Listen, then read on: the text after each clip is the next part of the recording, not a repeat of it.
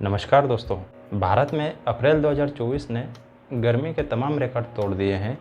इस साल नॉर्थ भारत में इतिहास का सबसे गर्म अप्रैल रहा है। मौसम विभाग यानी कि आईएमडी के मुताबिक यहाँ इस साल अप्रैल में औसत तापमान सामान्य से 2 डिग्री सेल्सियस ज़्यादा था। इसी तरह ईस्ट और साउथ भारत में 1901 के बाद से 8वां सबसे गर्म अप्रैल रहा है। इस साल औसत तापमान सामान्य से 0.76 डिग्री सेल्सियस ऊपर रहा है। मई 2024 में भी बहुत कुछ नहीं बदला था और 10 प्रदेश गर्मी से उबल रहे हैं। आईएमडी के मुताबिक मई 2024 में मध्य प्रदेश, राजस्थान, महाराष्ट्र, गुजरात ऐसे ही 8 से 11 दिन तक हीट वेव की स्थिति बनी रहेगी। आमतौर पर यहाँ मई में 2 या 3 दिन की हीट वेव ही चलती है। तो अप्रैल और मई में रिकॉर्ड गर्मी क्यों पड़ रही है? क्या गर्मी अपना पैटर्न बदल रही है? इसमें आगे क्या होगा, ये सब जानेंगे आज के इस वीडियो में। तो चलिए शुरू करते हैं।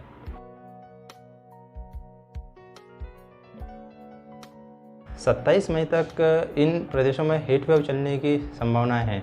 पंजाब, चंडीगढ़, हरियाणा, दिल्ली, पूर्वी पश्चिमी राजस्थान, गुजरात, मध्य महाराष्ट्र और उत्तरी मध्य प्रदेश। अब यहाँ कुछ सवाल होंगे आपके, जिनका मैं एक एक करके आंसर देता हूँ।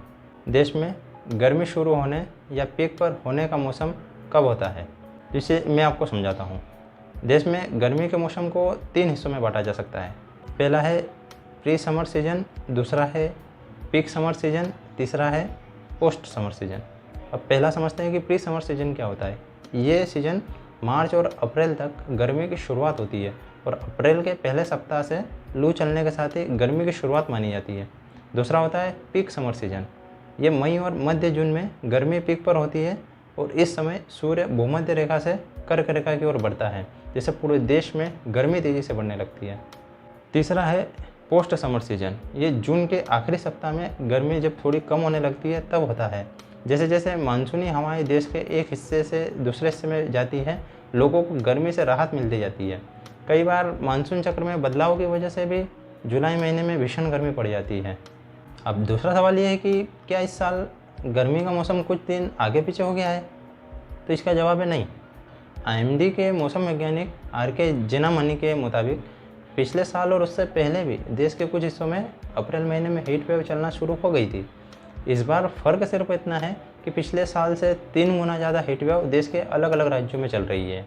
उनका कहना है कि इस बार बदली हुई हवा की दिशाओं की वजह से कुछ जगहों पर खासकर समुद्र से सटे राज्यों में, जैसे कि बंगाल, बिहार, झारखंड, गुजरात, दक्षिणी भारत, महाराष्ट्र के कुछ इलाकों में अप्रैल में ही तेज़ गर्मी पड़ने लगी है। ऐसे में इस इलाके के लोगों को मई जितनी गर्मी 1 महीने पहले ही महसूस होने लग गई है। जबकि राजस्थान और इससे सटे इलाके, जिसे हम गर्म प्रदेश के रूप में भी जानते हैं, वहाँ बारिश हुई है और इससे यहाँ के लोगों को मई महीने में तेज़ गर्मी महसूस हुई। कुछ लोग सवाल पूछते हैं कि देश के वेदर पैटर्न में ये बदलाव किन वजहों से हो रहा है। इसका जवाब यह है कि आईएमडी के महानिदेशक मृत्युंजय महापात्रा बताते हैं कि पूरी दुनिया में वेदर डेवलपमेंट हवा और समुद्र पानी पर निर्भर करता है। कुछ जियोग्राफिकल मैकेनिज्म होते हैं जिससे वेदर डेवलपमेंट होता है। जैसे अगर समुद्र के पानी से होकर हवा धरती पर आएगी तो ठंडी हवा अपने साथ नमी लेकर आएगी, जिससे बारिश होगी।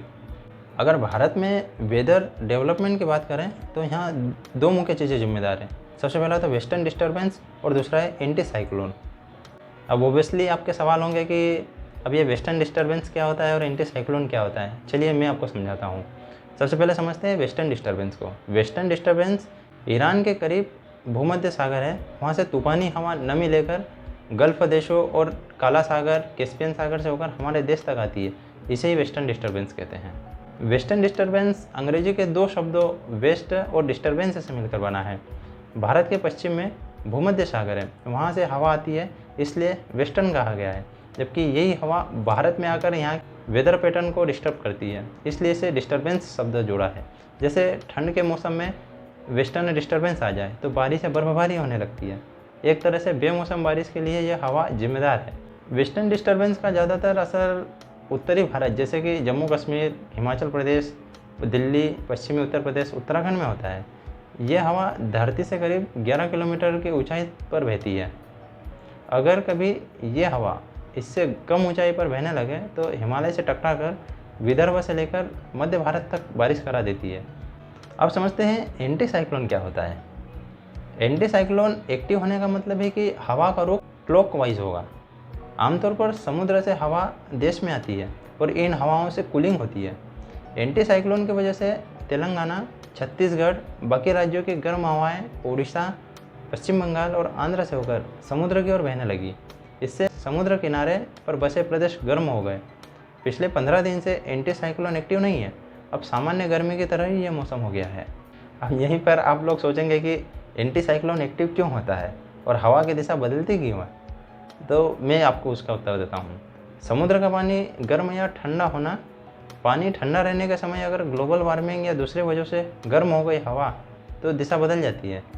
एक सवाल और है कि अप्रैल के महीने में राजस्थान के बजाय देश के दूसरे हिस्सों में इतनी ज़्यादा गर्मी और हीट वेव की चलने की क्या वजह हो गई। तो IMD रायपुर के एक वैज्ञानिक है कंची भोटला, उन्होंने बताया कि अप्रैल महीने में एंटी साइक्लोन एक्टिव हुआ और इसका मतलब है कि बंगाल की खाड़ी से होकर देश में आने वाली ठंडी हवा का रुख बदल गया। अब देश में बाकी गर्म राज्यों की हवा बंगाल, आंध्र प्रदेश, उड़ीसा की ओर बहने लगी। इससे हीट ट्रैप हो गई और पूरा कोस्टल एरिया गर्म हो गया। और इसका सबसे ज़्यादा असर उड़ीसा, आंध्र प्रदेश जैसे राज्यों में हुआ। यहाँ इस महीने हीट वेव की वजह से ज़्यादा गर्मी पड़ी थी। वहीं अप्रैल महीने में ही वेस्टर्न डिस्टर्बेंस की वजह से राजस्थान में बारिश हुई, जिसकी वजह से यहाँ ज़्यादा गर्मी नहीं पड़ी, जबकि इस मैकेनिज्म की वजह से कोस्टल इंडिया में हवा का रुख उल्टा हो गया, जिससे यहाँ खूब गर्मी पड़ गई। इस बार का जो फिनोमेना दिख रहा है हमें, उसकी मुख्य वजह बंगाल की खाड़ी और भूमध्य सागर के सतह के तापमान का बदलाव है। अगर लगातार कुछ सालों तक यह इस खास समय पर इस तरह के पैटर्न देखे जाते हैं, तभी यह माना जाएगा कि वेदर पैटर्न शिफ्ट हुआ है या इसमें कोई बदलाव हुआ है। क्या पिछले साल की तुलना में मार्च और अप्रैल इस बार ज़्यादा गर्म रहा है? इसका मेरा जवाब है हाँ, क्योंकि मौसम विभाग के मुताबिक मार्च 2024 में देश में मैक्सिमम तापमान 32 डिग्री सेल्सियस के करीब पहुंच गया, जबकि मार्च ही महीने का मैक्सिमम तापमान 31.7 डिग्री सेल्सियस के करीब होता है। इसी तरह मिनिमम तापमान भी इस महीने 17.7 डिग्री सेल्सियस से बढ़कर 18.14 डिग्री सेल्सियस हो गया है। इसका मतलब साफ है कि इस मार्च देश ज़्यादा गर्म रहा है। कोपरनिकस क्लाइमेट चेंज सर्विस के मुताबिक अप्रैल 2024 में दुनिया का औसत तापमान 0.7 डिग्री सेल्सियस ज़्यादा हो गया है। 1991 से 2020 तक दुनिया में मार्च महीने का औसत तापमान 13.44 डिग्री सेल्सियस है, जबकि इस साल मार्च में दुनिया का औसत तापमान बढ़कर 14.14 डिग्री सेल्सियस हो गया है। अप्रैल 2024 में वेस्ट बंगाल में बीते 15 सालों में उड़ीसा में बीते 9 साल में हीट वेव वाले दिनों की संख्या सबसे ज़्यादा रही है। उड़ीसा में भी साल 2016 के बाद से अब तक इस साल अप्रैल में सबसे ज़्यादा 16 दिन तक हीट वेव चली। पिछले साल अप्रैल में सिर्फ 40 हीट वेव डेज रहे थे, जबकि इस बार देश में 3 गुना ज़्यादा यानी 117 हीट वेव डेज रहे हैं। दक्षिण भारत में अप्रैल का औसतन अधिकतम तापमान 31 डिग्री सेल्सियस दर्ज किया गया है, जो 123 ईयर्स के बाद दूसरा सबसे अधिक तापमान था। अब आपका सवाल यहाँ हो रहा होगा कि क्या पिछले साल के मुकाबले और ज़्यादा गर्मी पड़ने की संभावना है? तो मृत्युंजय महापात्रा कहते हैं कि हाँ, मौसमी हवाओं में बदलाव और अल नीनो की वजह से बाकी सालों की तुलना में इस साल ज़्यादा दिन गर्मी होगी। देश में भीषण गर्मी से कब तक राहत मिलने की संभावना है? इस पे मौसम वैज्ञानिक कहते हैं कि हीट वेव या गर्मी से तभी राहत मिलती है जब बारिश हो जाती है। मानसूनी हवा देश में जिस जिस हिस्से से मूव करती है वहाँ हीट वेव और गर्मी से राहत मिलती है। 20 जून के आसपास मानसूनी हवा मध्य प्रदेश, राजस्थान, दिल्ली या आसपास के राज्यों में पहुँचती है। कई बार मानसूनी हवा कुछ दिन लेट भी हो सकती है। IMD का अनुमान था कि इस बार मई में दिल्ली, उत्तर प्रदेश, राजस्थान, मध्य प्रदेश, पंजाब, छत्तीसगढ़, गुजरात, महाराष्ट्र, गोवा, कर्नाटक, केरल, तमिलनाडु, आंध्र प्रदेश, तेलंगाना, ओडिशा, वेस्ट बंगाल में सामान्य से ज़्यादा हीट वेव चलेगी। मतलब साफ है कि इस महीने हीट वेव प्रोन स्टेट यानी कि हीट वेव में सबसे ज़्यादा प्रभावित राज्य में राहत मिलने की संभावना काफ़ी कम है। अभी जो मौसम पर जो गर्मी का असर हो रहा है, उससे आम लोगों के जीवन पर क्या असर होगा, इसके बारे में थोड़ी बात करते हैं। सबसे पहला असर होगा फसलों पर। मौसम विभाग ने पिछले महीने चेतावनी जारी की थी कि अप्रैल से जून के दौरान देश के अधिकांश क्षेत्रों में तापमान सामान्य से ज़्यादा रहेगा। इसकी वजह से उत्तर प्रदेश, बिहार, पश्चिम बंगाल, छत्तीसगढ़, आंध्र प्रदेश, कर्नाटक में ग्रीष्मकालीन फसलों पर बुरा असर पड़ने की आशंका जताई गई है। अब अगर टेम्परेचर हाई होगा तो अप्रैल में जो कटाई का काम होता है, जिसमें गेहूं पर भले ज़्यादा असर न पड़े, लेकिन गेहूं की जो फसल पकनी बाकी थी, गर्मी ज़्यादा होने की वजह से वो मुरझा सकती है। इसके अलावा वेजिटेबल्स में, पल्सेस में, शुगर केन की फसल पर भी बहुत ज़्यादा टेम्परेचर का असर पड़ने वाला है। अगर ज़्यादा टेम्परेचर रहा तो जानवरों के लिए चारा उत्पादन प्रभावित हो जाएगा और उनका दूध का उत्पादन घट जाएगा। और ऑब्वियसली बात है कि अगर इन सब चीज़ों पर असर पड़ेगा तो खाने पीने की बेसिक चीज़ों की कीमतें तो हाई होना ही है। डीबीएस रिसर्च ग्रुप की इकोनॉमिस्ट राधिका राव के अनुसार अगर मई में सामान्य से ज़्यादा दिनों तक हीटवेव चलती है तो महंगाई में 30 से 50 बेसिक पॉइंट तक की वृद्धि हो जाएगी। इसका परिणाम ये होगा कि जो सब्जी पिछले साल 20 रुपये किलो मिल रही थी वो अब 30 से 35 रुपये किलो मिलेगी। मतलब महंगाई पिछले साल की तुलना में इस सीज़न में 50% से 80% तक बढ़ जाएगी। केयरएच की चीफ इकोनॉमिस्ट रजनी सिन्हा कहती है कि हीटवेव का सीधा असर 3 चीज़ों पर देखने को मिल सकता है। पहला, ग्रामीण क्षेत्र में रहने वाले लोगों की इनकम पर। सेकंड, खाने पीने की चीज़ों की कीमतों पर। थर्ड, ग्रामीण भारत में रहने वाले लोगों के स्वास्थ्य पर। वे आगे बताती है कि मार्च 2024 में जब कंज्यूमर इन्फ्लेशन 10 महीने में सबसे कम यानी 4.9% हो गया था, वहीं इस महीने खाने पीने की चीज़ों की कीमत 8.5% तक ज़्यादा रही। ऐसे में साफ है कि हीटवेव की वजह से फूड इन्फ्लेशन और ज़्यादा बढ़ेगा। खासकर हरे साग सब्जियों के दाम पर गर्मी का असर पड़ना तय है। आप इस चार्ट से पता कर सकते हैं कि सब्जियों के दामों कितना ज़्यादा % तक बदलाव हो चुका है। अब खाने के साथ साथ वाटर क्राइसिस भी इंक्रीज़ होगा।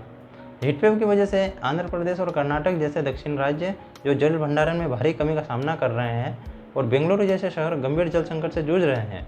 बेंगलुरु जल निगम ने शहर में 257 जगहों को ड्राई स्पॉट बताकर कहा कि वहाँ पीने का पानी की भारी किल्लत है।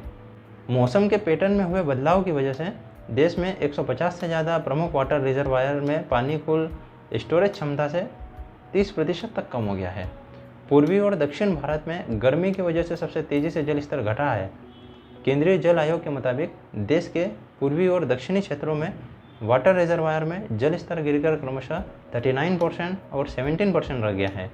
तो दोस्तों, हम सिर्फ इतना ही कर सकते हैं कि अगर हमें हमारे देश को विकासशील अर्थव्यवस्था से विकसित अर्थव्यवस्था की ओर ले जाना है तो औद्योगिक उत्पादन के साथ साथ पेड़ों को भी सहेजने का काम करिए। जहाँ भी पेड़ों की कटाई हो रही है उसको काटने के बजाय दूसरी जगह लगाने का प्रयास कीजिए और जहाँ तक हो सके उसको काटने से बचाइए। और अपन जितने भी अपने सेलिब्रेशन करते हैं, वो चाहे बर्थडे हो, एनिवर्सरी हो, वेडिंग्स हो, इंगेजमेंट हो, ऐसे किसी भी खुशी के मौके पर आप हमेशा 2 पेड़ लगाने की कोशिश करिए, जिससे हमारा पर्यावरण सुरक्षित रहेगा और हम आने वाली पीढ़ियों के लिए भी कुछ बचा पाएंगे। और ऐसे ही लगातार वीडियो को देखने के लिए मुझे मेरे चैनल पर सब्सक्राइब कीजिए। धन्यवाद।